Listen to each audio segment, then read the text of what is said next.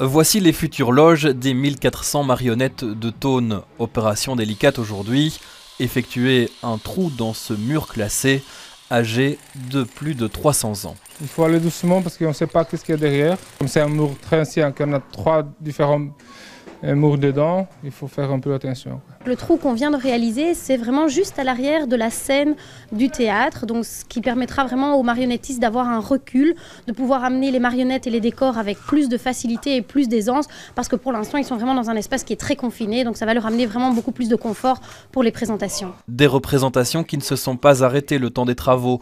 Le musée situé juste en dessous est lui aussi resté ouvert. Il sera bientôt étendu et accessible aux personnes à mobilité réduite. Au plafond, ces poutres d'époque ont été greffées avec du nouveau, des techniques complexes mais indispensables dans ce petit bijou du patrimoine situé en plein cœur de l'îlot sacré. On devait approcher les travaux avec une vision un peu plus attentive.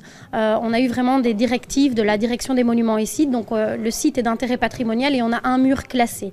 Et donc tout ce qu'on a fait, on l'a fait en voulant respecter au maximum l'état des choses, et donc on a regardé tout ce qu'on pouvait conserver, on a réparé, et donc c'était un travail beaucoup plus minutieux que de construire un bâtiment.